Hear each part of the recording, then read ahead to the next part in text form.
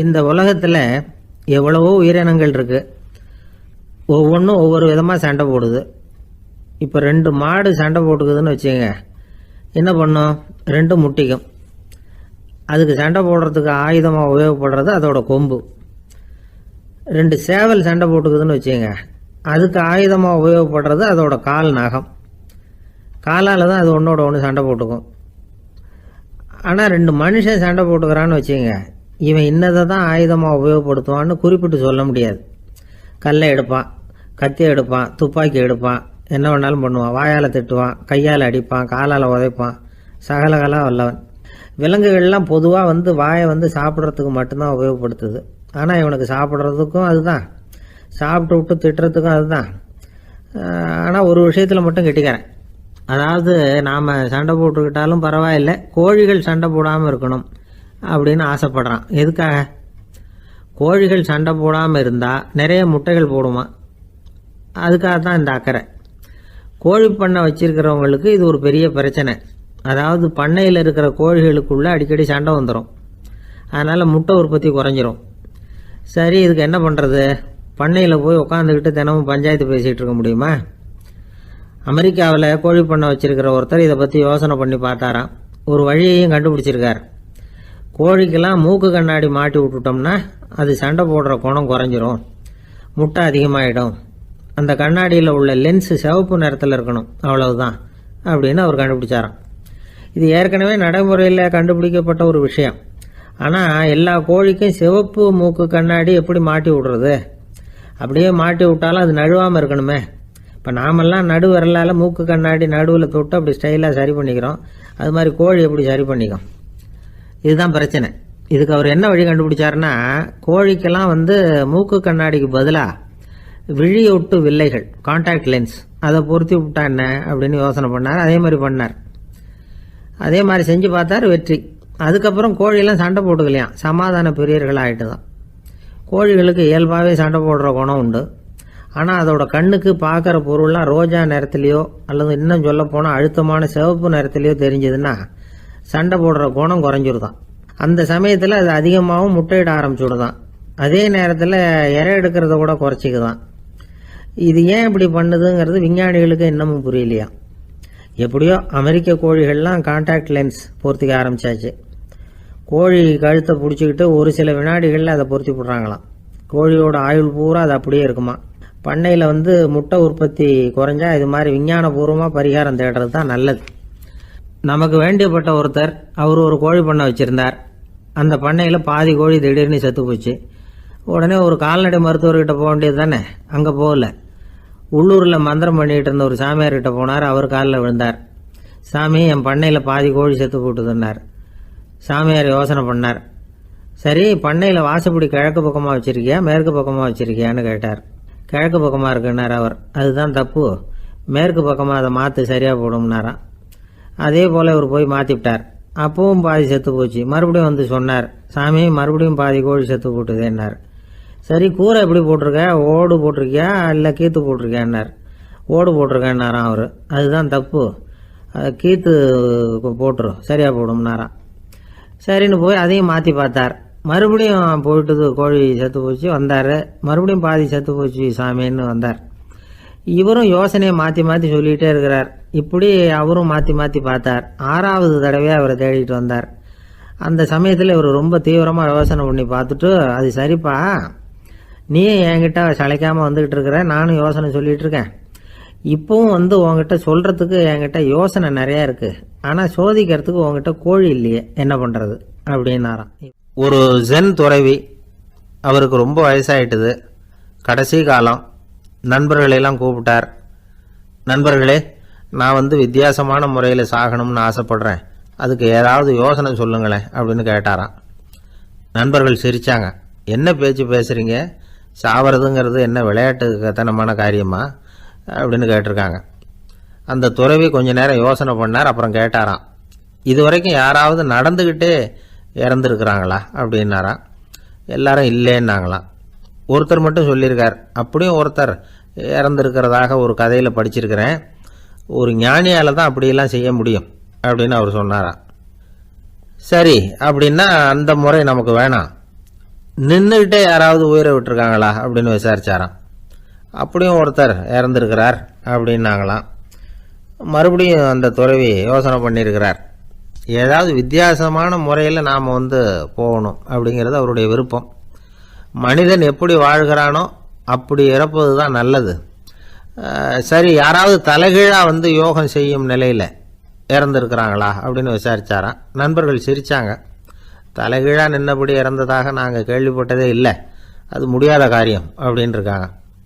இப்போ அந்த துறவிக்கு திடீர்னு உற்சாகம் வந்துட்டுது. உடனே எழுந்திரிச்சார், தலைகீழாக நின்னார், அப்படியே உயிரை விட்டுட்டார். அவ்வளோதான். அந்த மடாலயத்தில் ஒரே குழப்பம். எப்படி அவரை கீழே இறக்கி படுக்க வைக்கிறது அப்படின்னு புரியல. இப்படி உயிர் விடுறதை பற்றி அவங்க இதுவரைக்கும் கேள்விப்பட்டதும் இல்லை.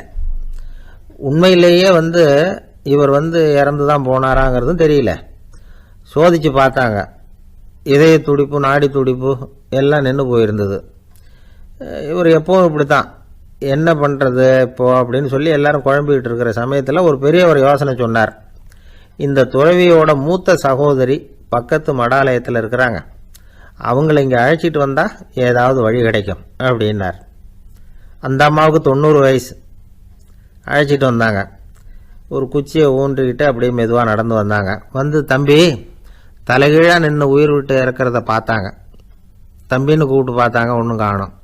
உடனே என்ன பண்ணாங்க, தன்னுடைய கைத்தடியால் தம்பியோட உடலை ஒரு தட்டு தட்டினாங்க. ஏப்பா, சாகிறப்பவும் உன்னுடைய குறும்புத்தனத்தை விடலையா? இப்படியாடா சாகிறது, ஒழுங்காக செத்து தொலை அப்படின்னாங்களாம். அவ்வளவுதான். உடனே அந்த துறவி திரும்பி நேராக நின்னார். அக்கா, கோவப்படாத, நான் ஒழுங்காக சாகிறேன், எப்படி செத்தா என்ன, எல்லாம் எனக்கு ஒன்று தான் அப்படின்னு சொல்லிவிட்டு அப்படியே தரையில் படுத்து உயிரை விட்டாராம். அதுக்கப்புறம் அந்த அம்மா கோலை கையில் எடுத்துக்கிட்டு அப்படியே திரும்பி கூட பார்க்காம அவங்க பாட்டுக்கு போயிட்டாங்களாம். மரணத்தை ஒரு விளையாட்டாக ஆக்கிய அந்த துறவிக்கு வாழ்க்கையே ஒரு விளையாட்டாக தான் இருந்திருக்குது.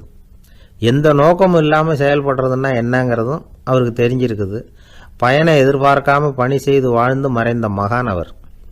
தம்முடைய தொழிலை விளையாட்டு போல செய்ய தெரிஞ்சவருக்கு வாழ்க்கையே ஒரு விளையாட்டாக மாறிடும். எல்லாமே விளையாட்டாகி விடுகிற போது மரணமும் விளையாட்டாகிவிடும் அப்படிங்கிறது தான் அந்த தத்துவம். ஆனால் அதுக்கு முன்னாடி உங்களுக்குள்ளே இருக்கிற உண்மையான நடிகனை நீங்கள் அடையாளம் கண்டுபிடிக்கணும். நீங்கள் நடிக்க வேண்டியதே இல்லை, நீங்கள் ஏற்கனவே நடிச்சுக்கிட்டு தான் இருக்கிறீங்க. நீங்கள் இந்த உண்மையை தெரிஞ்சுக்கணும், அவ்வளவுதான். இதுதான் ஞானிகளுடைய கருத்து. வாழ்க்கையை சரியாக புரிஞ்சுக்கிட்டால் எல்லாமே நடிப்புங்கிறது புரியும். கல்யாண பத்திரிக்கை அனுப்பியிருந்தேனே, ஏண்டா வரலன்னு கேட்டான் ஒருத்தன். வந்திருந்தேனே அப்படின்னானா இவன். டேய், ஏண்டா போய் சொல்கிற, நான் பத்திரிக்கையே உனக்கு அனுப்பலையே அப்படின்ட்டுருக்கான் அவன். அதுக்கு இவன் சொன்னானா, பத்திரிக்கை அனுப்புனேன்னு நீ போய் சொல்கிறப்போ கல்யாணத்துக்கு வந்தேன்னு நான் போய் சொல்லக்கூடாதா அப்படின்னானா. சில பேர் எப்படின்னா, அவங்க பேசுகிற வார்த்தை ஒரு மாதிரியாக இருக்கும், அதுக்கு அர்த்தம் வேற மாதிரியாக இருக்கும். அதனால் நாம் அவசரப்பட்டு ஒரு முடிவுக்கு வந்துடக்கூடாது, யோசித்து பார்க்கணும். இல்லைன்னா விவரம் தெரிஞ்சவங்களை கேட்டு அதுக்கு அர்த்தம் என்னன்னு கண்டுபிடிக்கணும். ஒரு ஊரில் ஒரு பெரியவர் இருந்தார். அவருக்கு 3 பிள்ளைங்க. கடைசி காலத்தில் அவர் அந்த 3 பிள்ளைங்களையும் கிட்டத்தில் கூப்பிட்டு 3 அறிவுரைகளை சொல்லிவிட்டு கண்ணை மூடிட்டார். அவர் சொன்ன அறிவுரைகள் என்ன தெரியுமா? பெத்த தாய்க்கு சோறு போடாதே, இது ஒரு அறிவுரை. கொடுத்த கடனை கேட்காதே, இது ஒரு அறிவுரை. விதைச்ச நிலத்துக்கு வேலி போடாதே, இது ஒரு அறிவுரை. என்ன இது எல்லாம் ஒரு மாதிரியா இருக்குது, இதெல்லாம் பார்த்தா அறிவுரை மாதிரியா தெரியுது, என்னப்பா இப்படி சொல்றிய அப்படின்னு கேட்கலாம்னா அவர் அதுக்குள்ள கண்ணை மூடிட்டார். சரி, அப்பா சொல்லிவிட்டு போன அறிவுரைக்கு அர்த்தம் என்ன, அதை எப்படியாவது கண்டுபிடிப்போம் அப்படின்னு சொல்லி அந்த 3 பிள்ளைங்களும் ஆளுக்கு ஒரு அறிவுரையை எடுத்துக்கிட்டு வெளியில புறப்பட்டாங்களாம், விவரம் தெரிஞ்சவங்களை கேட்கலாம்னு. ஒரு பெரியவர் வந்தார். அவரை பார்த்து விளக்கம் கேட்டாங்க. ஐயா, கொஞ்சம் நெல்லுங்க, எங்க அப்பா சாகர சமயத்துல பெத்த தாய்க்கு சோறு போடாதேன்னு சொல்லிவிட்டு போனார், அப்படின்னா என்ன அர்த்தம் அப்படின்னு கேட்டாங்க. அந்த பெரியவர் கொஞ்சம் யோசனை பண்ணி பார்த்துட்டு அப்புறம் விளக்கம் சொன்னார். பெத்த தாய்க்கு சோறு போடாதேன்னா பொதுவா வயசானவங்களுக்கு அடிக்கடி கோபம் வரும். மருமகளோ மற்றவங்களோ சோறு போட்டா சீரா போட்டா ஐயோ குறைச்சி போடுறாளே, தாராளமா போடுறதுக்கு மனசு வரலையேம்பாங்க. தாராளமா போட்டா ஐயோ இப்படி மாட்டுக்கு கொட்டுறது மாதிரி கொட்டுறாளேம்பாங்க. ஆக எப்படி போட்டாலும் கோபம் வரும். அதனால இவங்களுக்கெல்லாம் நாம சோறு போடக்கூடாது, அவங்களா எடுத்து போட்டுக்கிற மாதிரி அவங்களுக்கு முன்னாடி வச்சுடணும். அதுதான் புத்திசாலித்தனம். அதை தான் உங்க அப்பா பெத்த தாய்க்கு சோறு போடாதேன்னு சொல்லியிருக்கிறார். போடாதேன்னா அவங்களா எடுத்துக்கிற அளவுக்கு அவங்க முன்னாடி சோத்தை வச்சிருங்க, அவங்க வேணுங்கிறத எடுத்துக்கிட்டோம்னு அர்த்தம். அப்படின்னு விளக்கம் கொடுத்தாரு அந்த பெரியவர். சரிங்க, அடுத்தபடியா எங்க அப்பா கொடுத்த கடனே கேட்காதேன்னு சொன்னாரு, அது எப்படிங்க நாங்க கேட்காம இருக்க முடியுமா அப்படின்னு கேட்டிருக்காங்க. பெரியவர் சொன்னார், கொடுத்த கடனை கேட்காதேன்னா கடனை கொடுத்துட்டு அதை கேட்டு வாங்குற அளவுக்கு நடந்துக்கிறவனுக்கு கடன் கொடுக்காதேன்னு அர்த்தம். கொடுத்த கடனை கேட்காமலே திருப்பி கொண்டாந்து கொடுக்குற நல்லவங்களா பார்த்து கடனை கொடுக்கணும். அததான் உங்க அப்பா அப்படி சொல்லி இருக்கிறார், கொடுத்த கடனை கேட்காதேன்னு அப்படின்னு விளக்கம் கொடுத்தார். உடனே இவங்க அந்த மூணாவது விஷயத்தையும் சொல்லி விளக்கம் கேட்டாங்க. விதைச்ச நிலத்துக்கு வேலி போடாதேன்னு சொன்னாரு, அது எப்படி வேலி போடாம இருக்க முடியும் அப்படின்னு கேட்டாங்க. ஏன் முடியாது? நம்ம நிலத்தை சுத்தி இருக்கிற நிலத்துக்கு சொந்தக்காரங்க எல்லாம் நல்லவங்களா இருந்துட்டா நம்ம நிலத்துக்கு வேலி போட வேண்டிய அவசியம் இல்லையே, வேற பாதுகாப்பு தேவையில்லையே. அதனால நல்லவங்க நிலத்துக்கு மத்தியில நம்ம நிலம் இருக்கிறது மாதிரி பாத்துக்கணும், அதுதான் அதுக்கு அர்த்தம் அப்படின்னாரு அந்த பெரியவர். அதுக்கு பிறகுதான் இந்த பிள்ளைங்களுக்கு அப்பா சொன்ன புத்திமதியோட பொருள் புரிஞ்சுதான் ஒரு பெரியவர் இந்த உலகத்தை விட்டு போகக்கூடிய நிலைமையில இருக்கிறார், கட்டில படுத்திருக்கிறார். சொந்தக்காரங்க எல்லாம் கூப்பிட்டு ஆளுக்கு ஒரு புத்திமதி விதமா சொல்லிக்கிட்டே இருக்கிறார். அவங்க எல்லாம் கிட்டத்துல வந்து அவர் சொல்ற புத்திமதியை கேட்டுட்டு போறாங்க. கடைசியா அவரோட மனைவி கிட்டத்துல வந்தாங்களாம். எனக்கு என்ன புத்திமதி சொல்லிட்டு போறீங்க அப்படின்னு கேட்டிருக்காங்க. உனக்கு எதுவும் புத்திமதி சொல்ல வேணாம்னு நினைக்கிறேன்னாராம் அவரு. ஏன்னு கேட்டாங்களாம் இவங்க. இதுவரைக்கும் நான் சொன்ன எந்த புத்திமதியை நீ ஒழுங்கா கேட்டிருக்கிற அப்படின்னு சொன்னாராம். ஒரு வயதான குரு சாய்வு நாற்காலியில உட்கார்ந்திருந்தார். ஒரு ஆள் அவரை தேடிட்டு வந்தான். வந்து அவர் முன்னாடி நின்னான். ஐயா, நான் உங்களுக்கு சீடனா ஆயிடலாம்னு நினைக்கிறேன் அப்படின்னா. அந்த குரு நிமிந்து பார்த்தார். இத பாருப்பா, அது அவ்வளவு சுலபமான வேலை இல்ல. அப்படியா சொல்றீங்க அப்படின்னா. ஆமா, நீ ஒரு சீடனா ஆகணும்னா உன்னுடைய அகங்காரத்தை எல்லாம் விட்டுடணும், தியானத்துல முழுமையா ஈடுபடணும், இது மாதிரி இன்னும் பல காரியங்களை ஒழுங்கா செய்யணும், ஒரு ஈடுபாட்டோட செய்யணும்.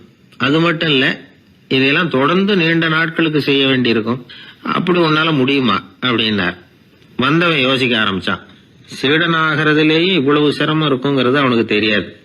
யோசிச்சுக்கிட்டே அந்த குருவை பார்த்தான். அவரு சாய்வு நாற்காலியில இருந்த நிலைமைய பார்த்தான். சரிங்க சுவாமி, சீடனாகிறது இவ்வளவு கஷ்டம்னா அது வேணாம், அதுக்கு பதிலா உங்களை மாதிரி ஒரு குருவா ஆயிடுறேனே அப்படின்னா.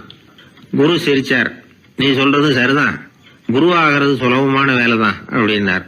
இதை கேட்டதும் அந்த ஆளுக்கு ஏகப்பட்ட சந்தோஷம். கஷ்டப்படாம குருவாயிடலாம் போல இருக்குதே அப்படின்னு கணக்கு போட்டான். பிறகு அந்த குரு சொன்னார், நீ குருவாயிட்டா பல சீடர்களுக்கு தலைவனா ஆகணும், அவங்கள வழி நடத்தி செல்லணும். அது கஷ்டமாச்சே. ஏன்னா பல பேர் கோவப்படுறவங்களா இருப்பாங்க, சில சமயம் சண்டை கூட போட்டுக்குவாங்க, சொல்றத கேட்க மாட்டாங்க, பணிவு இருக்காது. இப்படிப்பட்டவங்களை எல்லாம் சமாளிக்கிறதுங்கிறது ரொம்ப ஆபத்தான விஷயமாச்சேன்னார். என்ன சுவாமி, இப்ப கொஞ்ச நேரத்துக்கு முன்னாடி தானே சொன்னீங்க குருவாகிறது சுலபம்னு அப்படின்னா. ஆமா, அது சரிதான். இப்ப என்னையே பாரு, நான் எவ்வளவு ஓய்வா இருக்கிறேன். ஆனா ஒண்ணு, ஒருத்தன் பல சீடர்களை வந்து வழி நடத்தி செல்லணும், அல்லது ஒரு சீடன் ஆயிடணும். இப்படி ரெண்டுல ஒண்ணு ஆனாதான் நல்லது அப்படின்னாரு அவரு. அவன் இப்ப ரொம்ப குழம்பி போயிட்டான். ஏன்னா மாத்தி மாத்தி ஒவ்வொரு விதமா சொல்றாருன்னு. சுவாமி, நீங்க சொல்றத பார்த்தா ரெண்டுமே கஷ்டமான காரியமா தான் தோணுது. என்ன முடிவு எடுக்கிறதுன்னு எனக்கு புரியல. அதனால உங்களுடைய அபிப்பிராயம் என்ன, அதை சொல்லுங்க அப்படின்னு கேட்டான். இப்ப அந்த குரு சொன்னார், நீ பல சீடர்களின் தொல்லைகளுக்கு ஆளாகிறத விட நீயே முதல்ல சீடனாகி தொல்லைப்படுறதுதான் சரியா இருக்கும். ஏன்னா அப்ப நீ உன்னுடைய பிரச்சனையை மட்டும்தான் கவனிக்க வேண்டியிருக்கும். குரு ஆயிட்டீன்னா பல பேருடைய பிரச்சனையில தலையிட வேண்டியிருக்கும் அப்படின்னார். ஒரு உண்மையான குருவுக்கும் சீடனுக்கும் உள்ள உறவுங்கிறது ரொம்ப பயன் கருதாத ஒரு அன்பு கலப்பு. ரெண்டு இயற்கையான முழுமை நெருங்கி வந்து ஒன்றோட ஒன்று கலக்கிறது. நீங்க கேள்வி கேட்டா எப்படி அது முழுமை இருக்க முடியும்? அதுல முழுமைங்கிறது ஒரு அமைதியான நிலை. இந்த காலத்து குரு சீடர்கள்லாம் வேற மாதிரி.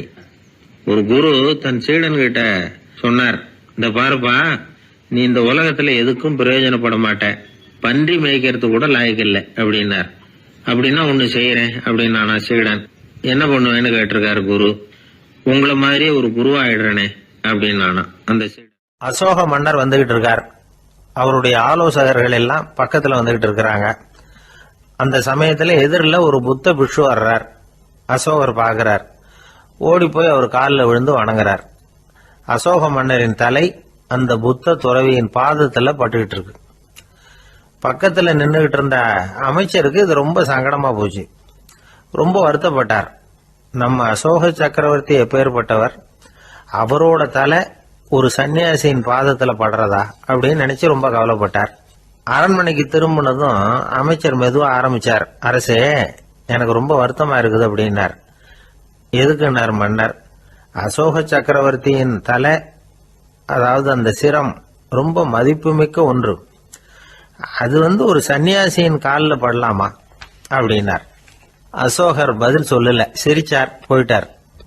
அதுக்கப்புறம் ஒரு சரியான சந்தர்ப்பத்துக்காக காத்துக்கிட்டு இருந்தார். ஒரு நாள் அமைச்சரை கூப்பிட்டார். எனக்கு 3 தலைகள் வேணும் அப்படின்னார். சொல்லுங்க, கொண்டுகிட்டு வரேன் அப்படின்னார் அமைச்சர். அசோகர் சொன்னார், முதல்ல எனக்கு தேவையானது ஒரு ஆட்டின் தலை, 2வது ஒரு புலியின் தலை, 3வது ஒரு மனிதனின் தலை. இதுதான் அசோகர் கேட்டது. எங்க இருந்தாலும் கொண்டு வாங்கன்னார். அமைச்சர் புறப்பட்டார். ஆட்டுத்தலை, புலித்தலை கிடைச்சிட்டுது. அப்புறமா ஒரு சுடுகாட்டுக்கு போய் ஒரு மனித தலையும் சேகரம் பண்ணிட்டு ராஜா கிட்ட வந்துட்டார். அரசே, உங்கள் ஆணைப்படி 3 தலைகளையும் கொண்டு வந்திருக்கிறேன்னார். அசோகர் பார்த்தார். ரொம்ப நல்லது, இப்ப இது 3ஐயும் எடுத்துக்கிட்டு போய் சந்தையில வித்துட்டு வாங்க அப்படின்னார்.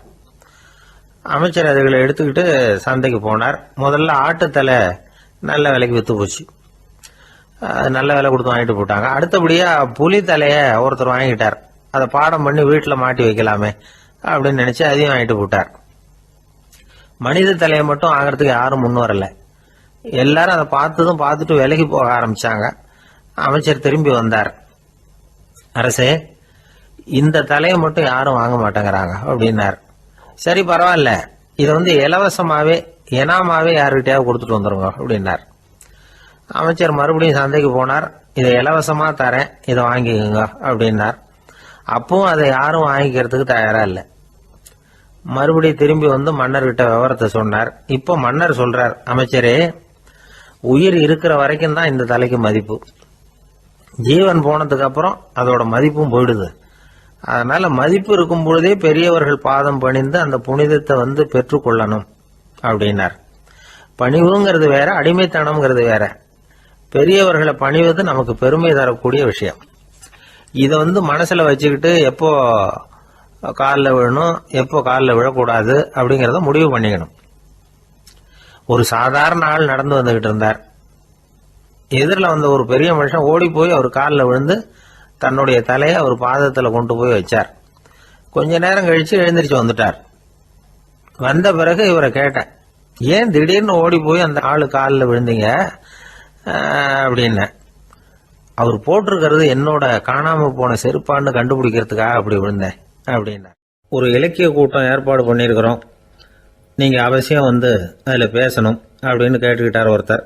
வேணாங்க, 4 பேருக்கு முன்னாடி நிக்கிறதுன்னா எனக்கு ரொம்ப கூச்சமா இருக்கும் அப்படின்னாரு இவர். ஏன் சார், இன்னமும் குழந்தை மாதிரி கூச்சப்படுறீங்களே அப்படின்னார் அவர். அவரை ஒரு மாதிரியா சமாளித்து அனுப்பி வச்சுட்டு அதுக்கப்புறம் அதை பற்றி இவர் யோசிச்சு பார்த்துருக்கார். சில நிபுணர்கள் எழுதியிருக்கிறத படிச்சும் பார்த்துருக்கிறார். மனோதத்துவ நிபுணர்கள் என்ன சொல்றாங்க தெரியுமா? 10லேருந்து 20% குழந்தைகள் பிறக்கிறப்பவே கூச்ச சுபாவம் கொண்டதாக தான் இருக்குதான். ஒரு தாத்தா தன்னோட பேர பிள்ளைய ஆசையாக கூப்பிடுறார் விளையாட்டு காட்ட, அதை அழுதுகிட்டு ஓடி போகுது. ஒரு அம்மா தன்னோட பிள்ளைய பள்ளிக்கூடத்தில் சேர்க்கறதுக்காக கூப்பிட்டுக்கிட்டு போகிறாங்க. அந்த புள்ள அம்மாவோட முந்தானையில் ஒளிஞ்சிக்கிட்டு வெளில வரமாட்டேங்குது. இவங்களெல்லாம் எப்படி சமாளிக்கிறது? குழந்தைகளோட கூச்ச சுபாவத்தை போக்குறது எப்படி? இதுக்கு நிபுணர்கள் சில யோசனைகளை சொல்லியிருக்கிறாங்க. மற்றவங்களுக்கு முன்னாடி என் பையனுக்கு கூச்சம் ரொம்ப அதிகம் சார், மற்றவங்க பார்த்தா ரொம்ப வெக்கப்படுறான், இப்படி சொல்கிற அப்பாக்கள் உண்டு. என் பையன் புது மனுஷால பார்த்தா அட்டையாக ஒட்டிக்குவான் சார் அப்படின்னு சொல்கிற அப்பாக்களும் உண்டு. இப்படிலாம் குழந்தைகளுக்கு முத்திரை குத்துறது ரொம்ப தப்பான். புதுசாக யாராவது வீட்டுக்கு வந்தால் குழந்தை தானாக தன்னோட கூச்சத்தையும் பயத்தையும் போக்கிக்கிட்டு சகஜமாக மாறி வர்றதுக்கு வாய்ப்பு கொடுக்கணுமா. ஒரு கூட்டத்துக்கோ அல்லது சொந்தக்காரங்க கல்யாணத்துக்கோ குழந்தைய அழைச்சிட்டு போகிறீங்க, அங்கே போய் கட்டாயப்படுத்தி குழந்தைய மற்றவங்க கிட்ட பேச சொல்லக்கூடாது. சில சமயம் குழந்தை தானாக தன்னுடைய கூச்ச சுபாவத்தை விட்டு பேசுறதுக்கு முன் வந்தால் அதை பாராட்டணும். குழந்தை கலகலப்பு இல்லாமல் மௌனமாக இருந்ததுன்னா அதையும் கண்டுக்கக்கூடாது. குழந்தை பேச ஆரம்பித்தா அதை ஆர்வத்தோடு கவனிக்க தெரியணும். கலந்து உரையாடுற பழக்கத்தை வீட்லேயே ஆரம்பிக்கலாம். கேட்டதுக்கு பதில் சொல் அப்படின்னு நீங்கள் அதிகாரம் பண்ணிகிட்டு இருக்கக்கூடாது. அது குழந்தைக்கு பேசுகிற சந்தர்ப்பத்தை குறைச்சிருமா. இப்போ நாம் அதிகாரம் பண்ணால் கேலி செய்கிற பழக்கம் குழந்தைகளை ரொம்ப பாதிச்சிருமா. பெரியவங்களானதுக்கு அப்புறமும் சில பேர் கூச்சத்தோடவும் பயத்தோடவும் இருக்கிறதுக்கு இதுதான் காரணம். சின்ன வயசில் அவங்கெல்லாம் ஏதாவது கேலிக்கு ஆளாகி இருப்பாங்க. ரெண்டாவது குழந்தை மூத்த குழந்தைய கேலிக்கு ஆளாகிற சந்தர்ப்பங்களை கண்டு கேலி பண்ணினா அது இளம் நெஞ்சங்களை விட்டு நீங்கிறதே இல்லையா. எப்பவும் குழந்தையோட நடை உடை பாவனைகளை பற்றி சொல்லிக்கிட்டே இருக்கக்கூடாதான். அதுவே கூச்ச சுபாவத்தை கொண்டுட்டு வந்துடுமா. அப்பா எங்கேன்னு யாராவது கேட்டால் இது மாதிரி இந்த காரியத்துக்காக வெளியில் போயிருக்கார், இத்தனை மணிக்கு திரும்பி வருவார் அப்படின்னு சொல்கிற அளவுக்கு குழந்தைகளை பழக்கப்படுத்தி வைக்கணும். ஃபோன்லேயே யாராவது விசாரித்தா கூட இது மாதிரி பதில் சொல்லு அப்படின்னு சொல்லணும். சின்ன சின்ன மீட்டிங்கில் 4 வார்த்தை பேச தயார் பண்ணலாம். ஒரு கடையிலையோ அல்லது ஹோட்டல்லையோ ஏதாவது விவரம் கேட்கணும்னா உங்கள் குழந்தைய தைரியமாக அனுப்புங்க. குழந்தைகள் பணிவாகவும் பொறுமையாகவும் விவரம் கேட்குறப்போ கூச்ச சுபாவம் தானாக போயிடும். சின்ன வயசுலேயே இப்படிலாம் பழக்கப்படுத்தினா தான் வருங்காலத்தில் தைரியமாக இந்த சமுதாயத்தில் வாழ முடியும். இல்லைன்னா 60 வயசுலேயும் அடுப்பங்கரையை விட்டு வெளில வர்றதுக்கு கூச்சப்பட்டுக்கிட்டு தான் இருக்க வேண்டியிருக்கும். இந்த காலத்து பிள்ளைங்க எவ்வளவோ பரவாயில்ல, எதுக்கும் தயங்குறதில்ல, கூச்சப்படுறதில்ல. ஒரு அம்மா அடுப்பங்கரையிலேருந்து சத்தம் போட்டாங்க, டேய் ராமு, தயவு பண்ணி அந்த டிவியை நிறுத்துறா, அந்த பெண்ணோட குரல் மகா மோசம், அடுப்பங்கரையில் இருக்கிற என்னாலேயே அதை சகிச்சிக்க முடியல அப்படின்னாங்களாம்.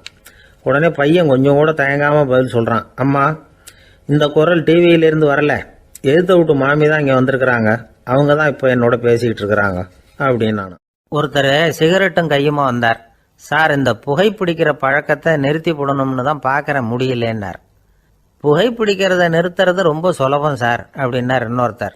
எப்படி சொல்கிறீங்கன்னு கேட்டார் அவர். நான் கூட ஏற்கனவே 10 தடவை அந்த பழக்கத்தை நிறுத்தி இருக்கிறேன் சார் அப்படின்னார் இவர். இதுலேருந்து என்ன தெரியுது? புகைப்பழக்கத்தை திடீர்னு விட்டு விடுறதுங்கிறது ரொம்ப கஷ்டம்னு தெரியுது. இருந்தாலும் இது சம்பந்தமான ஆராய்ச்சி, அனுபவம், இது ரெண்டையும் அடிப்படையாக வச்சு சில வழிமுறைகளை சொல்கிறாங்க. அதாவது புகைப்பிடிக்கிறத நிறுத்துறதுக்கு 10 வழிகள் உண்டு அப்படின்னு சொல்கிறாங்க. அது என்னங்கிறது தெரிஞ்சுக்கிட்டா உபயோகப்படுதான்னு பார்க்கலாமே. முதல் கருத்து என்னன்னா, கொஞ்ச நாளைக்கு புகைப்பிடிக்கிற நண்பர்களை விட்டு விலகி இருக்கணும். இதனால் புகைப்பிடிக்கிற ஆசை குறையும். அந்த பழக்கத்தை மறுபடியும் ஆரம்பிக்கப்படாதுங்கிற எண்ணம் உறுதிப்படும். ரெண்டாவது கருத்து, புகைப்பிடிக்கிறதை எதிர்த்து தீவிரமாக பிரச்சாரம் செய்ய ஆரம்பிச்சிடணும். அது அடுத்தவங்களுக்கும் உபயோகப்படும், உங்களுக்கும் உபயோகப்படும். உங்கள் உள்ளுணர்வை அது தூண்டும், உங்களை உறுதி கொள்ள வைக்கும். மூன்றாவது கருத்து என்னன்னா, தினமும் 2 தடவை குளிக்கணும். எப்படி தெரியுமா? முதல்ல வெது வெதுப்பான தண்ணீர், அப்புறம் குளிர்ந்த தண்ணீர், இப்படி மாறி மாறி குளிக்கணுமா. நாலாவது கருத்து, உடற்பயிற்சிகள் செய்யணும். மூச்சு வாங்குற மாதிரியான பயிற்சிகள் ரொம்ப நல்லதான். பிராணாயாமம் அப்படிங்கிற மூச்சு பயிற்சி ரொம்ப நல்லதுங்கிறாங்க. அப்புறம் 5வது கருத்து, சாப்பாடு மிதமாக இருக்கணும், சீராக இருக்கணும். பச்சை காய்கறிகள், பழங்கள் சாப்பாட்டில் சேர்த்துக்கலாம். அடிக்கடி கொஞ்சம் கொஞ்சமாக சாப்பிட்டு ரத்தத்தில் சர்க்கரையின் அளவை பராமரிக்கணும். இது நரம்புகளை அமைதிப்படுத்தும். 6வது கருத்து என்னன்னா, ரொம்ப நேரம் பசியோடு இருக்கக்கூடாது. புகைப்பிடிக்கிறத நிறுத்த முயற்சி செய்யும் பொழுது எடை குறைப்பு நடவடிக்கைகளை மேற்கொள்ளக்கூடாது. 7வது கருத்து, காப்பி, தேநீர், மதுபானம், அப்புறம் போதைப் பொருள்கள் கலந்த உணவுகள் இதெல்லாம் வேணாம். புகைப்பிடிக்கிறத அதெல்லாம் ஊக்கப்படுத்தும். கடுகு, மிளகு, அப்புறம் காரமான பொருள்களை தவிர்க்கணும். உப்பு அளவை குறைக்கணும். தினமும் 10 குவளை தண்ணீராவது குடிக்கணும். வெறும் தண்ணி புகைப்பிடிக்கிற ஆவலை தணிக்குதான். 8வது கருத்து, கையில் சிகரெட்டு, புகையில ஏதாவது இருந்தால் உடனே தூக்கி எறிஞ்சிருங்க. அது கையில் இருக்கிற வரைக்கும் புகைப்பிடிக்கிற ஆசை வந்துக்கிட்டே இருக்கும். 9வது கருத்து என்னன்னா, இறை நம்பிக்கை உள்ளவங்க புகைப்பிடிக்கிற எண்ணம் வர்றப்போவெல்லாம் பிரார்த்தனை செய்ய ஆரம்பிச்சுடலாம். 10வது கருத்து, உங்களுக்கு ரொம்பவும் வேண்டியவங்க யாரோ அவங்கக்கிட்ட எல்லாம் நீங்கள் புகைப்பிடிக்கிறத நிறுத்தி விட்டதா சொல்லிவிடுங்க. இந்த 10 வழிகளையும் கடைபிடிக்க ஆரம்பிச்சுட்டா புகைப்பிடிக்கும் பழக்கத்தை நிறுத்தி விடலாம் அப்படின்னு சொல்கிறாங்க அனுபவப்பட்டவங்க. முயற்சி பண்ணி பார்க்கலாம். ஒரு முக்கியமான இடத்துல நின்றுக்கிட்டு இருந்தார் ஒருத்தர். அங்கே இன்னொருத்தர், ஏன் சார் இந்த இடத்துல சிகரெட் பிடிக்கலாமா அப்படின்னு அனுமதி கேட்டார். இந்த இடத்துல சிகரெட் பிடிக்கக்கூடாதுங்க அப்படின்னாரு இவர். நீங்கள் இப்படி சொல்கிறீங்க, ஆனால் இந்த இடத்துல கீழே நிறைய சிகரெட் துண்டுகள் கிடக்குதே, அவங்கெல்லாம் யார்? அவங்கெல்லாம் உங்கள் மாதிரி என்கிட்ட அனுமதி கேட்காதவங்க அப்படின்னாராம் இவர். ஒரே ஒரு ஊரில் ஒரு அம்மா இருந்தாங்க. அந்த அம்மாவுக்கு ஒரே ஒரு பிள்ளையாண்டான். அவனுக்கு ரொம்ப அக்கறையோடு கல்யாணம் பண்ணி வச்சாங்க.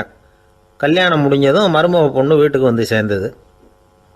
அப்பாடா, என் கடமை முடிஞ்சது, இனிமேல் அக்கடான்னு எங்கேயாவது ஒரு மூலையில் படுத்து கிடக்கலாம் அப்படின்னு நினச்சாங்க அந்த அம்மா. ஆனால் நினைக்கிறபடி எங்கே நடக்குது? அதுக்கப்புறம் தான் பிரச்சனையே ஆரம்பமாச்சு. மருமகள் குணம் சரியில்லை, ஒரு மாதிரி. அந்த பொண்ணு வீட்டுக்கு வந்ததுமே முதல் வேலையாக மாமியாரை பார்த்து, அதுதான் நான் வந்துட்டேன்ல, இனிமேல் உங்களுக்கு என்ன வேலைங்க, புறப்பட வேண்டியது தானே, காசி ராமேஸ்வரம்னு எங்கேயாவது போங்கோ அப்படின்னுட்டு தான்.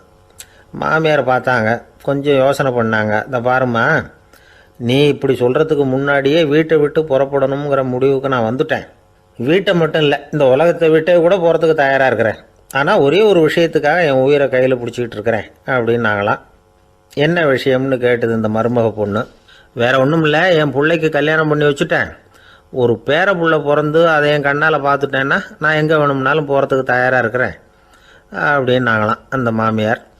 மாமியார் இப்படி சொல்கிறதுலேயும் நியாயம் இருக்கிறதாக பட்டுது அந்த பொண்ணுக்கு. சரி, அப்படியே இருந்து பார்த்துட்டு போகலாம் அப்படின்னு அனுமதி கொடுத்தது.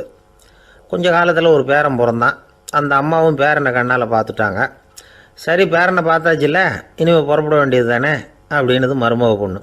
மாமியார் பார்த்தாங்க, நீ சொல்கிறது சரிதாம்மா, அதில் ஒன்றும் தப்பு இல்லை. என்னோடய பேரன் உங்களை அம்மா அப்பான்னு கூப்பிடுறத என் காது குளிர கேட்டுட்டு போயிடுறேனே அப்படின்னாங்களாம். சரி, அந்த ஆசையை நிறைவேறட்டும் அப்படின்னு காத்துக்கிட்டு இருந்தாங்க. பேரன் வளர்ந்தான், நடந்தான், பள்ளிக்கூடம் போனால் பெரியவனானா. மருமக பொண்ணு மறுபடியும் மாமியாரை விரட்ட ஆரம்பிச்சுட்டுது, இன்னும் புறப்புள்ளையான்னு. இதை பாருமா, இது வரைக்கும் இருந்துட்டேன். பேரனோட கல்யாணத்தையும் கண்ணால் பார்த்தா தான் இந்த கட்டை வேகும் போல் இருக்குது அப்படின்னு சொல்லி ஒரு மாதிரியாக பேச ஆரம்பித்தாங்க. இதுவும் நியாயமான ஆசையாக தான் படுது அப்படின்னு அது யோசிச்சிருக்கு அந்த பொண்ணு. சரின்னு அதுக்கும் ஒத்துக்கிட்டது. உடனே பேரனுடைய கல்யாணமும் முடிஞ்சது ஒரு வழியாக. இனிமேல் ஒரு நொடி கூட இங்கே இருக்கக்கூடாது, புறப்படுங்க அப்படின்னு மாமியாரை விரட்டிச்சான் அந்த பொண்ணு. இப்போ அந்த மாமியார் தன்னோட மருமகளை பார்த்து சொல்கிறாங்க, இதோ கிளம்பிட்டேம்மா, என் மூட்டை முடிச்செல்லாம் கட்டிக்கிட்டேன், புறப்பட்டுவிட்டேன். அப்படியே நீயும் உன் துணிமணிகளை மூட்டை கட்டிக்கிட்டு கிளம்பிடும், என்னோட சேர்ந்து 2 பேருமா சேர்ந்து போயிடலாம் அப்படின்னாங்களாம். அந்த பொண்ணு முழிக்குது.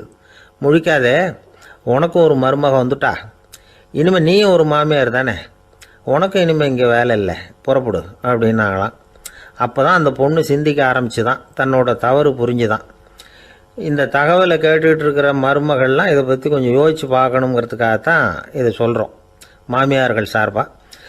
கொஞ்ச நாளைக்கு முன்னாடி ஒரு பொண்ணை பார்த்து பேசுகிற சந்தர்ப்பம் கிடைச்சிது ஒரு கல்யாண வீட்டில். அந்த பொண்ணு சொல்லிச்சு, சார் எனக்கு கல்யாணம் ஆகி 15 வருஷம் ஆகுது, நான் மாமியார்கிட்ட சண்டை போட்டதே இல்லை அப்படின்னு ரொம்ப அடக்கமாக சொல்லிச்சு. அது எப்படிம்மா சாத்தியமாச்சுன்னு கேட்டோம். எனக்கு கல்யாணம் ஆகி 15 வருஷம்தான் ஆச்சு, ஆனால் என் மாமியார் செத்து போய் 20 வருஷத்துக்கு மேலே ஆயிட்டுது அப்படின்னு.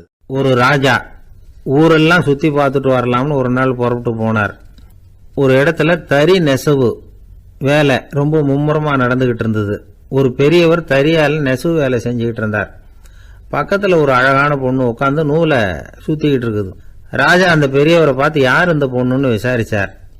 ராஜா அப்படி கேட்டதும் அவருக்கு ரொம்ப பெருமையாக போயிட்டுது. ஏன்னா உட்காந்துருந்தது அவரோட மகள். அரசே, இது என்னுடைய மகள், இவ வேகமாக நூல் திரிக்கக்கூடியவள், வைக்கோலை எடுத்து இவ திரிச்சா கூட அது எல்லாம் பவுனிழையாக வெளியில் வரும் அப்படின்னு ஒரு ராசி இவளுக்கு அப்படின்னு ரொம்ப பெருமையாக ராஜா கிட்ட சொன்னார். ராஜா இதை கேட்டதும் அசந்துட்டார். அப்படியா, இவ்வளவு அழகும் சாமர்த்தியமும் உள்ள இந்த பொண்ணு என்னோட வரட்டுமே, இவளை என் மருமகளை ஆக்கிக்கிறேன் அப்படின்னார் ராஜா. அந்த பெரியவருக்கு ஒன்றும் புரியல. ஏதோ கொஞ்சம் பெருமையாக சொல்ல போக அது இப்படி ஆயிட்டுதே அப்படின்னு கவலைப்பட்டார். இருந்தாலும் ராஜா பேச்ச தட்ட முடியுமா, மகளை அனுப்பி வச்சுட்டார். ராஜா அந்த பொண்ணை அரண்மனைக்கு அழைச்சிட்டு வந்தார். அங்கே ஒரு அறையில் வச்சு பூட்டி விட்டார். அந்த ரூமு நிறைய வைக்கோலை கொண்டாந்து போட்டு அடைச்சாங்க.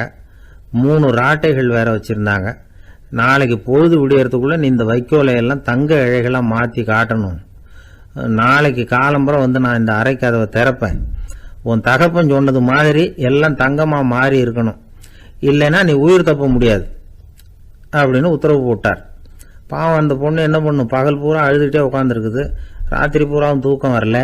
மறுநாள் அதிகாலை நேரத்தில் யாரோ கதவை தட்டுற சத்தம் கேட்டுது. பயந்துக்கிட்டே கதவை திறக்கிறா.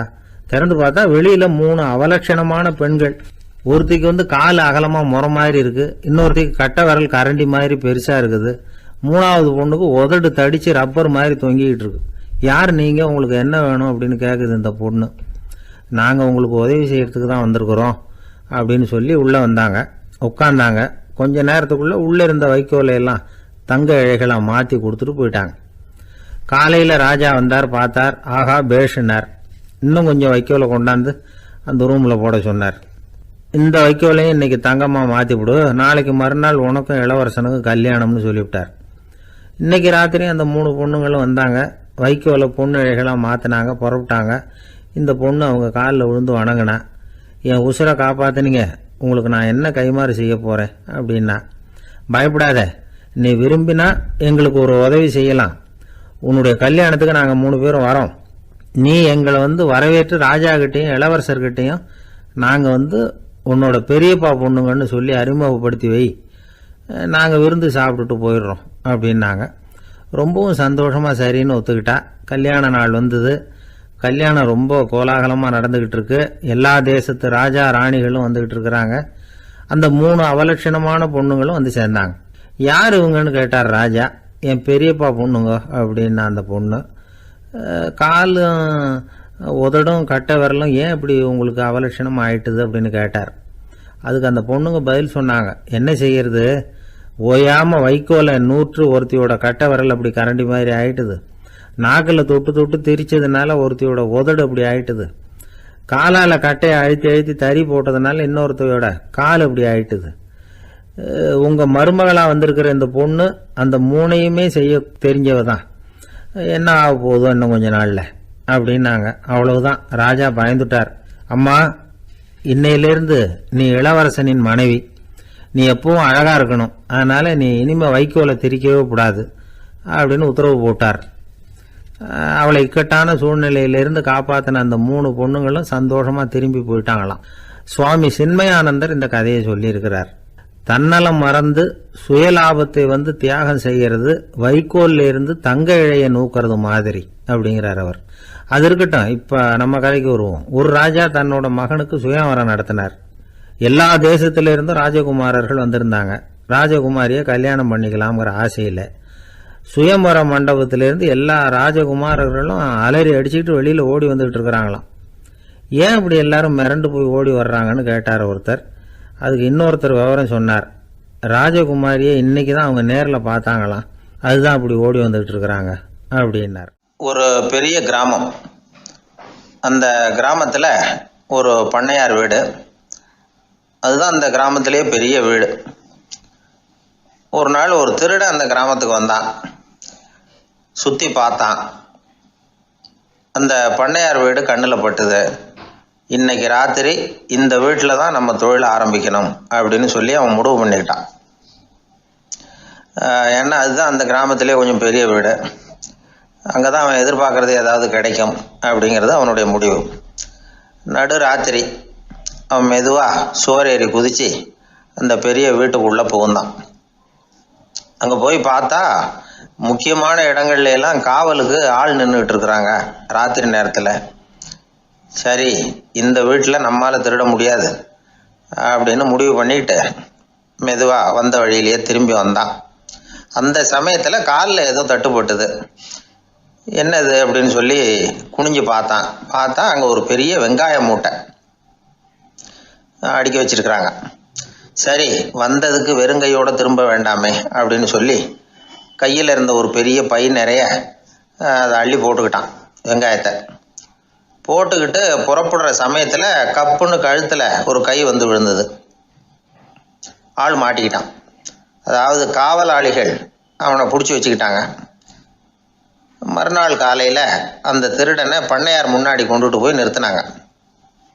ஐயா, இந்த ஆள் ராத்திரி நம்ம வீட்டில் திருடுறதுக்காக வந்தான். வெங்காயத்தை அள்ளிட்டு புறப்படுறப்போ மாட்டிக்கிட்டான் அப்படின்னாங்க. அவர் பார்த்தார். என்னப்பா இவங்க சொல்கிறது உண்மைதானான்னு கேட்டார். ஆமான்னு ஒத்துக்கிட்டான் அந்த ஆள். பண்ணையார் அதுக்கப்புறம் கொஞ்சம் யோசனை பண்ணார். அப்புறமா தீர்ப்பு வழங்கினார். இதை பார்ப்பா, நீ இங்கே திருட வந்தது குற்றம். அதுக்காக நீ 100 ரூபாய் அபராதம் செலுத்தணும், அல்லது 100 கசையடிகள் வாங்கணும். அதுவும் இல்லைன்னா நீயே திருடுன அவ்வளவு வெங்காயத்தையும் பச்சையா என் கண் முன்னாடியே சாப்பிட்டுடணும். இதில் எந்த தண்டனையை ஏற்றுக்கிறது அப்படிங்கிறத பற்றி நீயே யோசனை பண்ணி முடிவு எடுத்துக்கலாம் அப்படின்னு சொல்லிவிட்டார். அதாவது இவனே முடிவு பண்ணிக்க வேண்டியது. 100 ரூபா பணம் கட்டுறியா, இல்லது சாட்டை அடி வாங்குறியா, அல்லது வெங்காயத்தை சாப்பிட்றியா? இதுதான் அவர் கொடுத்தது, நீயே முடிவு பண்ணி சொல்லுன்னு விட்டார். திருடன் கொஞ்ச நேரம் யோசனை பண்ணி பார்த்தான். அவனுக்கு இருக்கிறதுலே ரொம்ப சுலபமாக தெரிஞ்சது இந்த வெங்காயத்தையே சாப்பிட்டுட்றேன்ட்டான். ஐயா, நான் இந்த வெங்காயத்தையே சாப்பிட்டுட்றேன், அதுதான் எனக்கு கொஞ்சம் சுலபமாக தெரியுதுன்னா சரின்னு விட்டார் பண்ணையார். அப்படியே எல்லாத்தையும் கொண்டு வந்து கொட்டினாங்க. ஒவ்வொன்றா எடுத்து சாப்பிட ஆரம்பித்தான். கொஞ்ச நேரம் சுவாரஸ்யமாக சாப்பிட்டான். அதுக்கப்புறம் வாய் எரிய ஆரம்பிச்சுட்டுது. கண்ணு ரெண்டும் செவந்து போச்சு. கண்ணில் இருந்து தார தாரையாக கண்ணீர் வழிய ஆரம்பிச்சுட்டுது. ஒரே எரிச்சல். அவனால் தாக்கு பிடிக்க முடியல. வெங்காயம் பாதி கூட தீரல. பார்த்தான், சரி இது நமக்கு சரிப்பட்டு வராது அப்படின்னு முடிவு பண்ணிட்டான். ஐயா, என்னை மன்னிச்சுக்கோங்க, இது என்னால் முடியாது போல இருக்கு, பேசாமல் எனக்கு 100 சாட்டை அடியே கொடுத்துருங்க அப்படின்னா. அவரும் சரின்னார். சாட்டை அடி விழ ஆரம்பிச்சுது.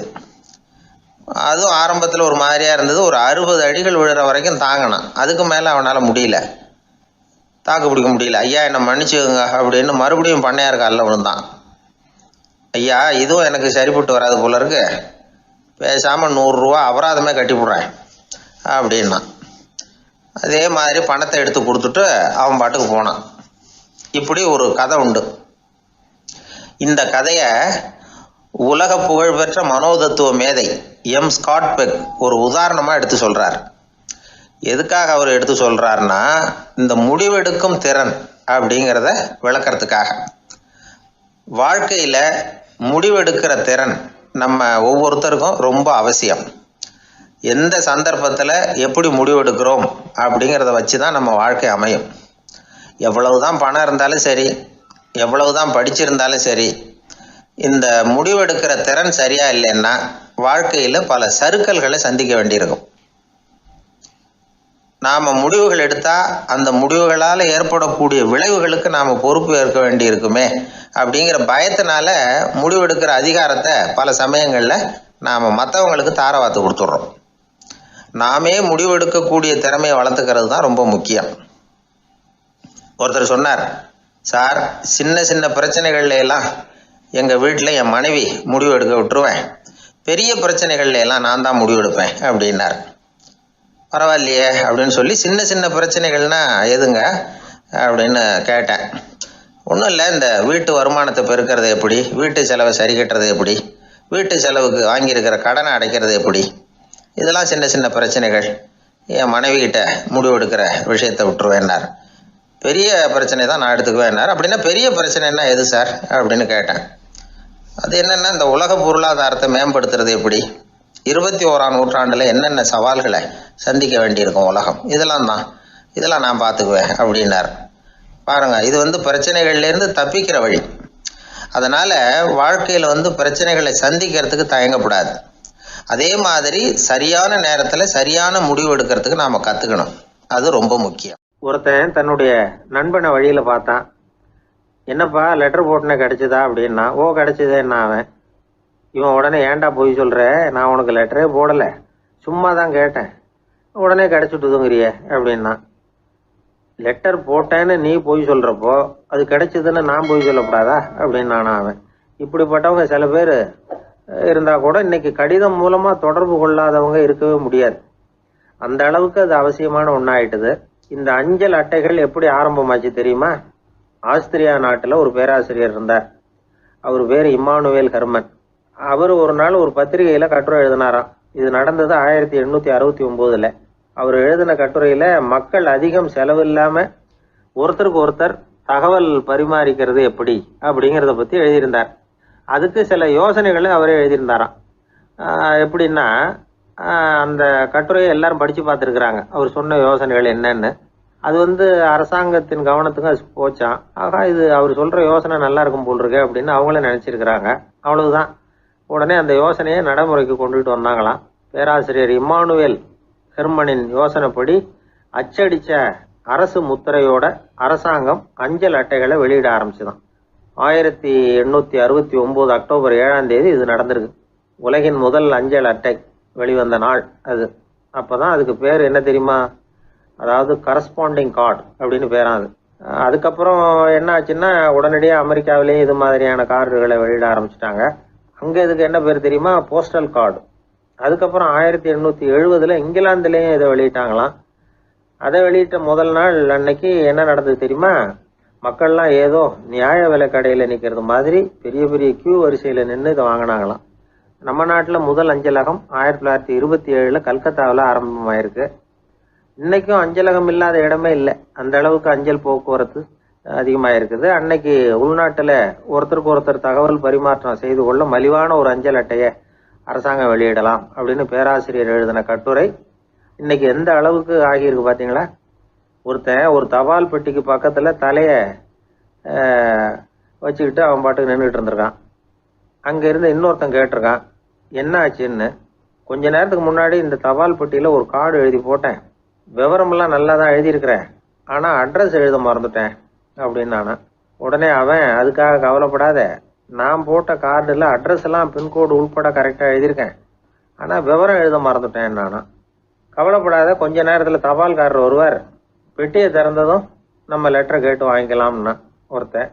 கொஞ்ச நேரத்துக்கு முன்னாடி அவர் வந்தார், கேட்டேன், அதுக்கப்புறம் தான் மனசுக்கு ரொம்ப கஷ்டமாக போச்சு நானா. இவன் ஏண்டான்னு கேட்டிருக்கான். அவன், இது தபால் புட்டு இல்லையா? கல்யாணத்துக்கு போயிருந்தியா, எப்படி இருந்ததுன்னு கேட்டார் ஒருத்தர்.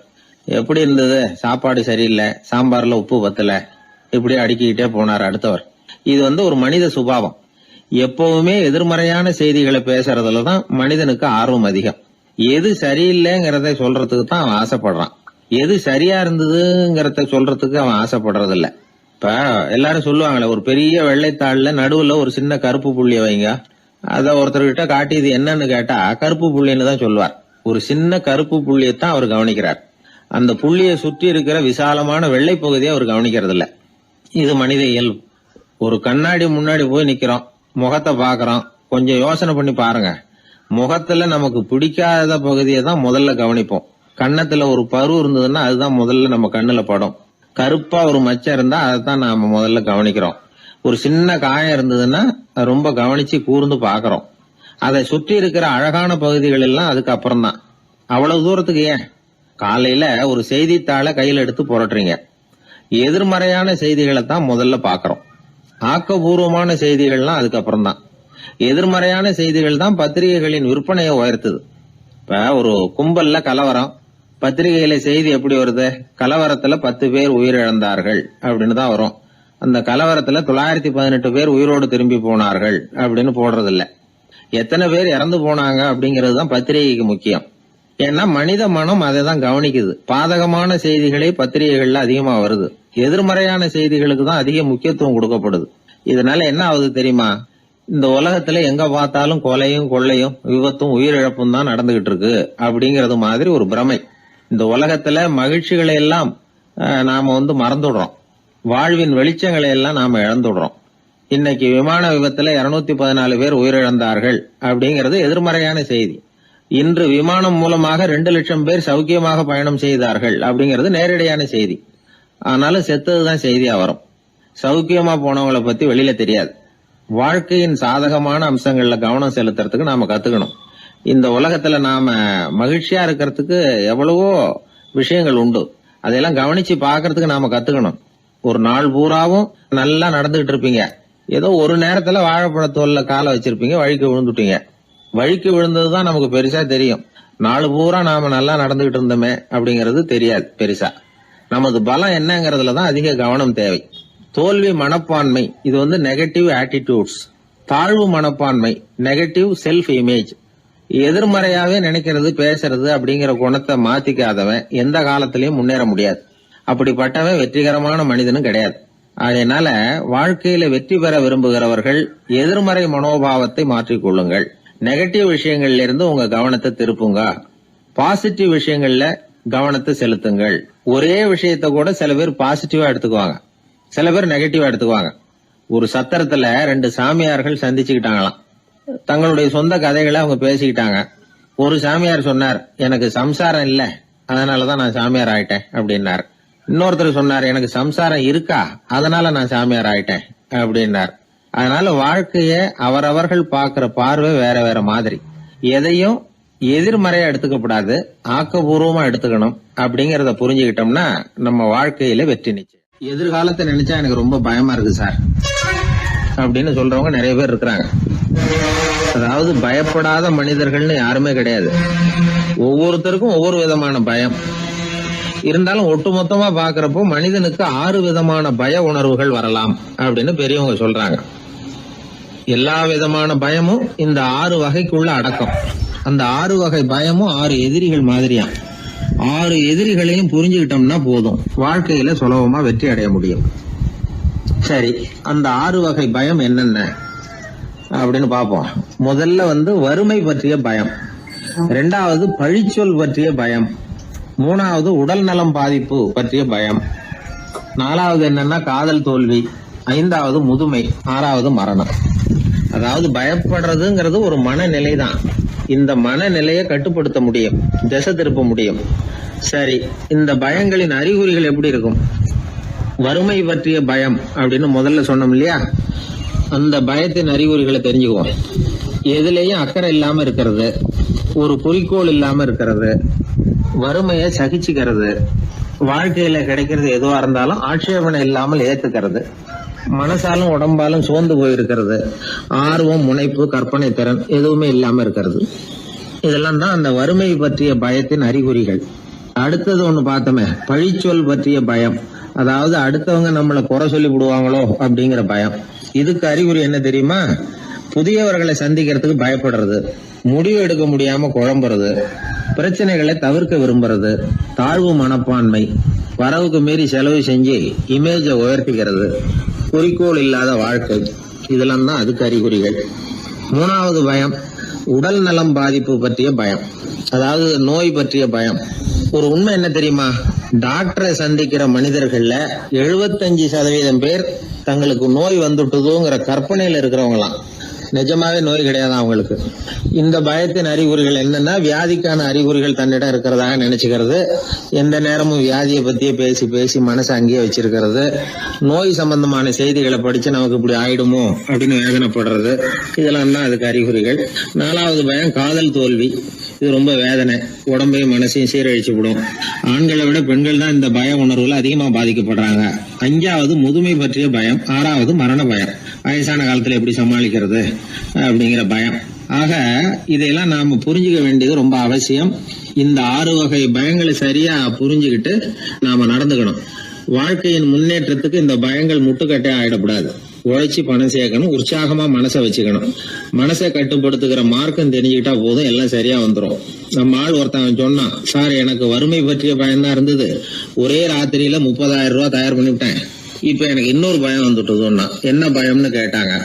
போலீஸ் கண்டுபிடிச்சிருமோங்கிற பயம்னா. இது இந்த பயத்துல அடங்காது. அதனால அஞ்சி அஞ்சி சாவார், அஞ்சாத பொருள் இல்லை அப்படின்னு பாரதி சொன்னார் இல்லையா, அது மாதிரி பயத்தை புரிந்து கொண்டு அதற்கு தகுந்த மாதிரி நம்முடைய வாழ்க்கையை அமைத்துக் கொள்ள வேண்டும். அப்படி அமைத்துக் கொள்ளுகிறவர்களுக்கு வெற்றி நிச்சயம். கிராமத்துல ஒருத்தன் தன்னுடைய நகங்களை வெட்டிக்கிட்டு இருந்தான். வெட்டி முடிச்சதும் ஒரு வயசானவர் அவனை பார்த்து, அதெல்லாம் அடுத்தவன் கண்ணில் படுறது மாதிரி போட்டுறாதப்பா, ஆபத்துன்னார். என்ன ஆபத்துன்னு கேட்டான் இவன். எவனாவது பில்லி சூனியம் வைக்கிறவன் எடுத்துட்டு போயிட போறான் அப்படின்னாரு அவர். வேண்டாத ஒருத்தனுக்கு ஏதாவது கெடுதல் பண்ணணும்னா உடனே மந்திரவாதியை தேடி போறது உண்டு. மந்திரவாதி என்ன பண்ணுவாருன்னா, யாருக்கு சூன்யம் வைக்கணுமோ அவனோட காலடி மண்ணு, முடி, நகம் இதையெல்லாம் அவனுக்கு தெரியாம எடுத்துட்டு வா அப்படிம்பார். இது மட்டும் இல்ல, அழுக்கு துணி, பேரு, மனித உருவம் மாதிரி செய்யப்பட்ட பொம்மை இதெல்லாம் கூட மந்திரவாதிகள் பயன்படுத்துறது உண்டு. இதெல்லாம் ஏமாத்து வேலை.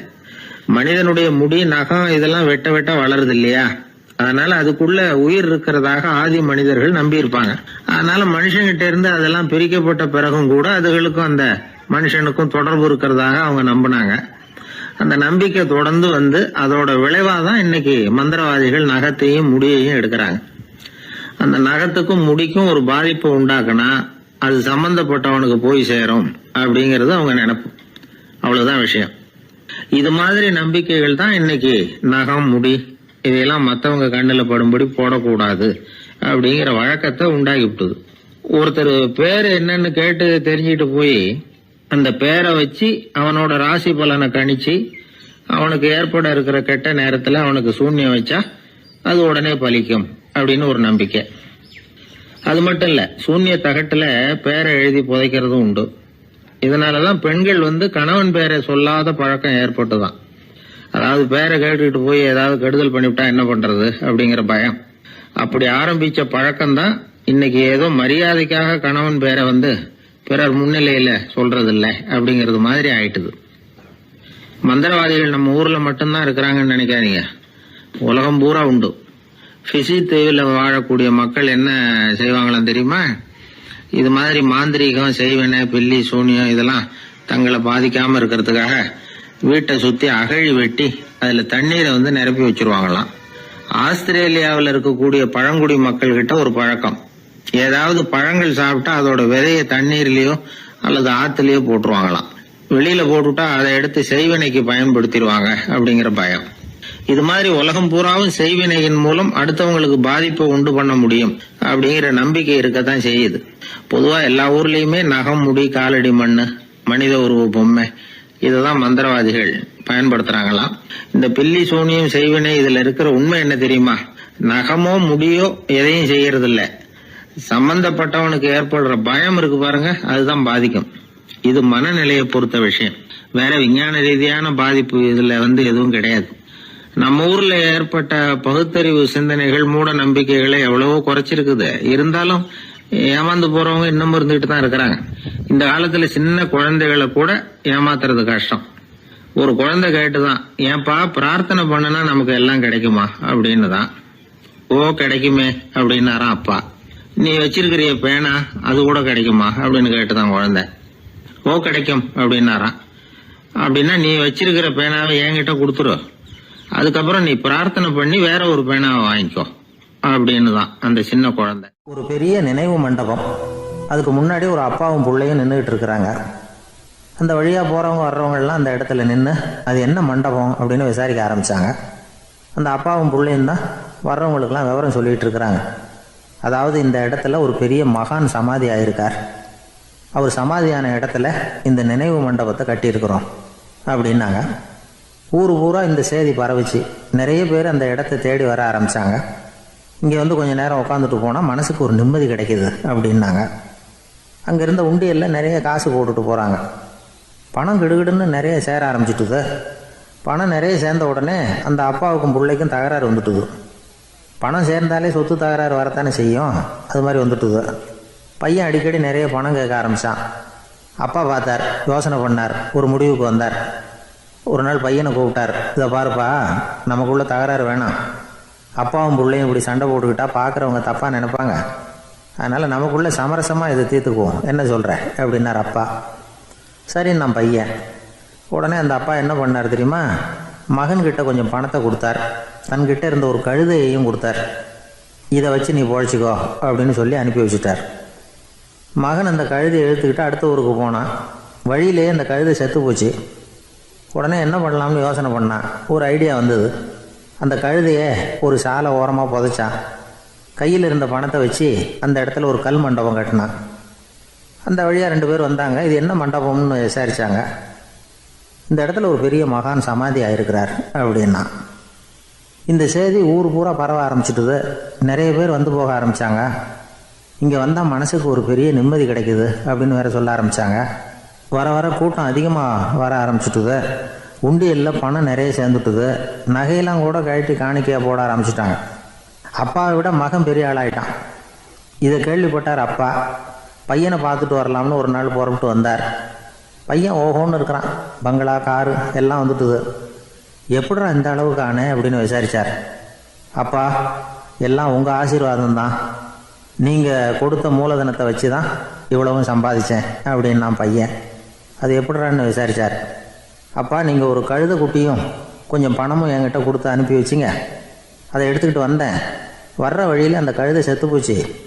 உடனே யோசனை பண்ணேன், அந்த கழுதையை இந்த இடத்துல புதைச்சேன். கையில் இருந்த பணத்தை வச்சு மண்டபம் கட்டினேன். மகான் ஒருத்தர் சமாதி ஆயிருக்கார் அப்படின்னு வதந்தியை கிளப்பி விட்டேன். ஜனங்கள்லாம் ஏமாந்து போய் காசை கொண்டாந்து போட ஆரம்பிச்சிட்டாங்க. நான் பொழைச்சிக்கிட்டு இருக்கிறேன் அப்படின்னா. இப்போதான்டா நீ என் புள்ள அப்படின்னு சொல்லி சந்தோஷப்பட்டாரான் அந்த அப்பா. ஏன் அப்படி சொல்கிறீங்கன்னு கேட்டிருக்கான் பையன். கழுதை குட்டியை புதைச்சி மண்டபம் கட்டியிருக்கிற நீ, ஏற்கனவே நம்ம ஊரில் நாம் கட்டியிருக்கிறோமே மண்டபம், அது இந்த கழுதையோட அம்மாவை புதைச்ச இடம். மகான் சமாதி ஆயிருக்காருன்னு நானும் சும்மா கப்ஸா தான் விட்டுக்கிட்டு இருக்கேன் அப்படின்னாராம் அப்பா. முட்டாள் ஜனங்களை நினச்சி அந்த 2 பேரும் சத்தம் போட்டு சிரிச்சாங்களாம். மனுஷன் ஏமாத்துறது ரொம்ப சுலபம். என் கூட படித்த ஒருத்தன் திடீர்னு ஒரு நாள் எல்லாருக்கும் அருள் வாக்கு சொல்ல ஆரம்பிச்சிட்டான். அவன் ஒரு ஆஃபீஸ்லேயும் வேலை பார்க்குறான். ஆஃபீஸில் உள்ளவங்கள்லாம் அவங்ககிட்ட வந்து அருள் வாக்கு கேட்குறது வழக்கம். ஒரு நாள் நான் அவன் முன்னாடி போய் உட்காந்து பேசிக்கிட்டு இருந்தேன். அப்போ அதே ஆஃபீஸில் வேலை பார்க்குற ஒருத்தர் அவங்ககிட்ட வந்து, சுவாமி, என் மேஜையில் வச்சுருந்த பேனா திடீர்னு காணாமல் போட்டுது, அது திரும்ப கிடைக்குமா எனக்கு அப்படின்னு கேட்டார். இவன் கண்ணை உருட்டி பார்த்துட்டு, அது உனக்கு கிடைக்காது, புதுசாக வேற ஒன்று வாங்கிக்கப்போ அப்படின்னா. சரின்னு அவர் போயிட்டார். அவர் போனதுக்கப்புறம் நான் மெதுவாக இவனை பார்த்து, அது எப்படிறாது, அது உனக்கு கிடைக்காதுன்னு அவ்வளோ உறுதியாக அவர்கிட்ட சொன்னேன் அப்படின்னு கேட்டேன். இவன் மெதுவாக என் காதுகிட்ட வந்து, அந்த பேனாவை கிளப்புனதே நான் தான் அப்படிங்கிறான். ஒரு ஊரில் ஒரு ஆள் இருந்தான். நிறைய பணம் சேர்த்தான். அவனுக்கு சம்பாதிக்க தெரியுமே தவிர செலவு பண்ண தெரியாது. மகா கஞ்சன். காசை கையில் எடுக்கவே மாட்டான். எடுத்தால் செலவு செய்ய வேண்டியிருக்குமே. அதனால் இப்படியே அவன் காலத்தை ஓட்டி விட்டான். வயசாயிட்டுது. அவனுடைய மனைவி ஒரு நாள் கேட்டாங்க, இவ்வளவு நாளாக நீங்கள் என்னை எங்கேயுமே அழைச்சிட்டு போனதில்லை, இப்போவாவது அழைச்சிட்டு போகக்கூடாதா அப்படின்னாங்க. எங்கே போகணும் சொல்லுன்னா. காசிக்கு போகணும், கங்கையில் குளிக்கணும்னாங்க. இவன் பார்த்தான், இதுக்கு ஏன் அவ்வளோ தூரம் செலவு பண்ணிட்டு போகணும், நம்ம ஊர் ஆற்றுலேயே குளிக்கலாமே, இதுவும் புண்ணிய நதி தான், இங்கே குளித்தா அங்கே குளித்த பலன் கிடைச்சிரும் அப்படின்னா. சரின்னு 2 பேரும் ஆத்தங்கரைக்கு போனாங்க. அன்னைக்கு ஏதோ விசேஷம், நிறைய கூட்டம், நிறைய பேர் குளிச்சுக்கிட்டு இருக்கிறாங்க. கரையில் சில புரோகிதர்கள் நின்றுக்கிட்டு இருக்கிறாங்க. குளிக்கிறதுக்கு முந்தி அவங்கக்கிட்ட உட்காந்தா ஏதோ மந்திரம்லாம் சொல்லுவாங்க, கொஞ்சம் காசு கொடுக்க வேண்டியிருக்கும். அதனால் இவன் என்ன பண்ணான், ஆத்தங்கரையிலேயே கொஞ்சம் தூரம் போனான். ஊரை விட்டு தள்ளி வந்துட்டான். அங்கே யாருமே இல்லை. அப்பாடான்னு சந்தோஷப்பட்டான். குளிக்கலாம்னு புறப்பட்டான். இந்த நேரம் கடவுள் பார்த்தார், இந்த கஞ்சனுக்கு ஏதாவது புத்தி போகட்டணும் அப்படின்னு நினைச்சார். உடனே ஒரு புரோகிதர் மாதிரி உருவத்தை மாற்றிக்கிட்டு அந்த ஆள் முன்னாடி வந்து நின்னார். அவனுக்கு அதிர்ச்சி. இங்கே யாருமே இருக்க மாட்டாங்கன்னு நினச்சா இங்கேயுமே ஒரு ஆள் வந்துட்டாரு, என்ன பண்ணுறதுன்னு யோசனை பண்ணான். புரோகிதர் உருவத்தில் இருந்த கடவுள் சொன்னார், இதை பாருங்க, இன்னைக்கு விசேஷ நாள், நீராடுறதுக்கு முன்னாடி சுயகல்பம் பண்ணிக்கிறது ரொம்ப நல்லது அப்படின்னார். என்கிட்ட பணம் எதுவும் இல்லையேன்னா. பரவாயில்ல, அப்புறமா கொடுங்க, வாங்கிக்கிறேன். ஆனால் ஒன்று, எவ்வளவு கொடுப்பீங்கிறத மட்டும் இப்போவே சொல்லி கொடுங்க அப்படின்னார். இவன் ரொம்ப யோசனை பண்ணான். ஒரு 10 பைசா தரேன் அப்படின்னா. சரின்னு ஒத்துக்கிட்டு எல்லா கிரியைகளையும் அவர் செஞ்சார். அதுக்கப்புறம் கணவனும் மனைவியும் ஆற்றுல குளிச்சாங்க. அவர் போயிட்டார். கொஞ்ச நாள் கழித்து அவன் வீட்டுக்கு வந்தார் கடனை வசூல் பண்ணுறதுக்கு. வாசலில் நின்றுக்கிட்டு இருந்த அவன் மனைவி இவரை பார்த்ததும் தயங்க ஆரம்பித்தாங்க. அந்த அம்மா கிட்ட விஷயத்த சொன்னார். அந்த அம்மா ஓடி போய் உள்ளே இருக்கிற தன்னுடைய கணவர்கிட்ட சொன்னாங்க. அவன் யோசனை பண்ணான், இப்போ வெளியில் போனால் அவனுக்கு 10 காசு கொடுக்க வேண்டியிருக்கும், அதனால் எனக்கு காய்ச்சல்னு அந்த ஆளுகிட்ட சொல்லிவிடு, இன்னொரு சந்தர்ப்பத்தில் என்னை வந்து பார்க்க சொல்லு அப்படின்னா. அந்த அம்மா போய் சொன்னாங்க. அப்படிங்களா, அப்படின்னா அவரை நான் உடனே போய் பார்க்கணுமே அப்படின்னு உள்ளே நுழைய ஆரம்பித்தார். அவங்க மறுபடியும் இருங்க தான் வரேன்னு சொல்லிவிட்டு உள்ள ஓடி விஷயத்த சொன்னாங்க. இது ஏதுடா வம்பா போச்சு அப்படின்னு பார்த்தான்.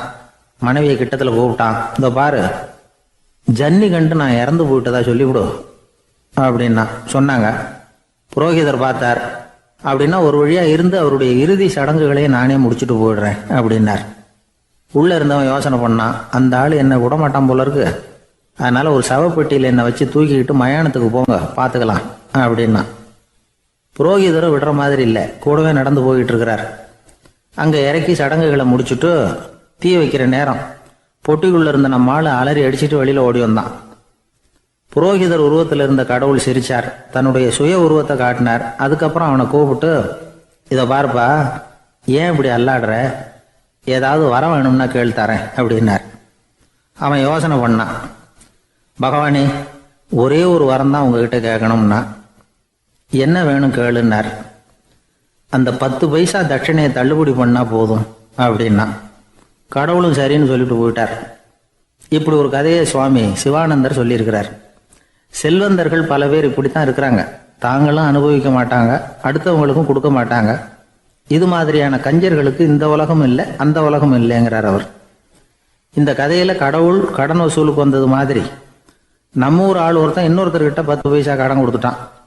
திருப்பி வாங்கறதுக்கு நடையா நடக்கிறான். கடைசியா கேட்டான், நீ எப்பதான் கடனை திருப்பி தரப்போற, அதை முடிவா சொல்லுன்னா. வர்ற வியாழக்கிழமை கண்டிப்பா கொடுத்துருவேன் அப்படின்னானா அவன்.